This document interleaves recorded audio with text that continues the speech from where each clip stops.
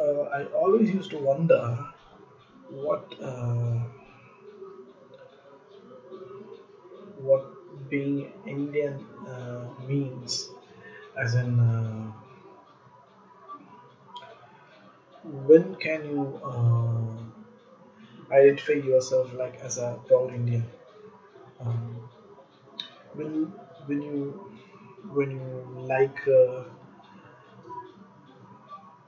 not Indian as such, as in any be it any culture. If you're from that culture and if you're proud about it, then it means you're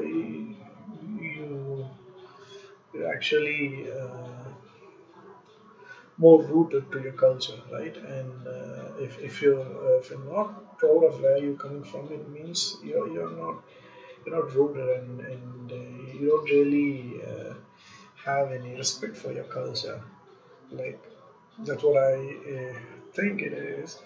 But how many of us really feel uh, proud about the fact that we are from this country, and we are from this we are part of this diverse diversity, diverse culture and languages and all that. And I believe it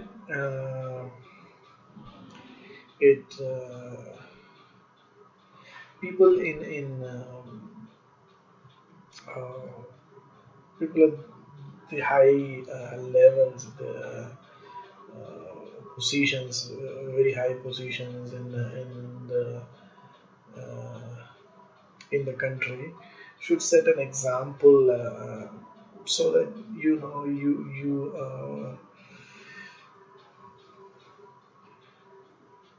people would follow. How many of us feel the? How many of us keep it real? As in, um, I recently came across. I recently got to know that these brands, Louis Philippe and Alan Solly and all those brands, they are not actually French or British brands. They are Indian brands, and I got really furious about the fact that why would anybody want to anybody from India want to use such a foreign name to publicize or to attract mm, publicity for their brand.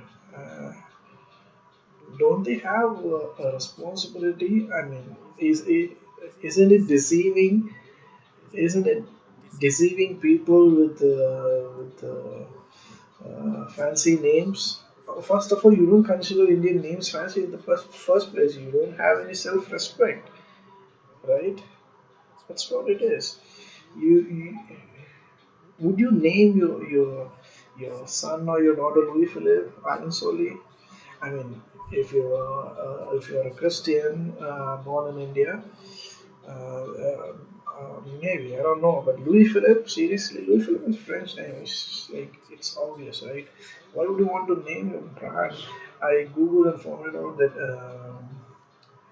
the brand belongs to Aditya Birla, someone. So why would Aditya Birla have such a brand name? It's deceiving people, right? It only proves that we Indians lack self-respect and love for our culture. We are not rooted to our own culture. The Yeah, one example I can quote a lot of examples from the Bollywood film industry, because these guys they don't like making movies in India. They always want to go out to some countries. Like I was watching the other day the movie called Zindagi Na Milegi Dobara, and it could have easily the plot could have easily been in India, right? I mean, like three guys having their own escapades and you know, having some kind of a spiritual awakening, Uh, and the bullfight could have easily been the Jallikattu bullfight. Yeah, they could have like chosen different parts of the country to, you know, explore more about Indian culture and enlighten us, the rest of the country, about how diverse India is. But they won't do it. The only thing these guys, these Bollywood guys like Farhan Akhtar and Karan Johar, want to do is want to hang out in fancy clothes and places around the world, go visit around the world, and produces money, and then make out with some fair-skinned chicks. And I'm not being racist here, but that's all they do. You take any movie from Farhan Akhtar, there is always some Kalki Kushlin or some other foreign girl in the movie. I don't know if he's obsessed with this uh, foreign beauty. I don't understand why. It all goes to prove the same thing. These guys don't have any love for the country or any self-respect for that matter. This Zindagi Milegi Na Dobara could have, I mean, if I were to remake the movie, I would definitely, you know, alter the plot so that it happens in India.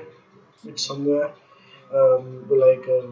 These guys go out to Sikkim or Darjeeling or maybe some exotic Eastern Indian location, experience something. Like, why can't you do scuba diving and all these things in India? Is it like you have to go to Spain to do that? Come on, for God's sake! I'm not. It's that's why it reminds me of how once Anurag Kashyap says, when it started off, how he started off making these movies that only urban audience could relate to. And later, I believe after he watched Brahmani Brahmasata movie, and he made Gangs of Wasseypur. I mean, at least it was like an inspiration to him. So to go back to his roots. So when will these Bollywood guys go back to their roots? That's my question here. And the point that I'm trying to make is these guys don't have any self-respect or any love for self-esteem, self-respect, any love for the country. Half the dialogues are in English. In a Hindi movie, in a Bollywood movie, half, not even more than half of the dialogues are either English or Spanish. I'm referring to Zindagi Na Milegi Dobara. And are you? Is this a movie for an average Indian? Is it? I mean, look around. You're making a movie about three, four filthy rich people who don't know what to do with their money, go out to Spain as if only life's lesson can be learned in Spain. Oh my god. Same when he goes on to make rock on. Rock on, seriously? How many rock artists are there in India in the first place? I don't understand why these guys pick up such subjects and plots that only like 5-10% of India could relate to. What's the point? You're trying to make movies only for the 5% of the people, or why don't you make movies for an average Indian? Why? Is it that hard to think? Is it that hard to come up with a story? Seriously?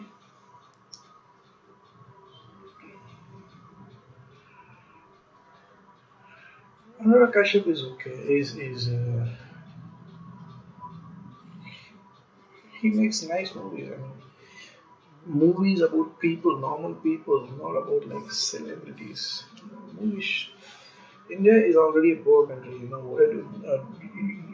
You still by making such movies, you're just letting the world know that India is a third world country, and given an opportunity, we all would salivate, to go out of India and live a life, live comfortable, advanced life with all the designer label dresses and oh shit.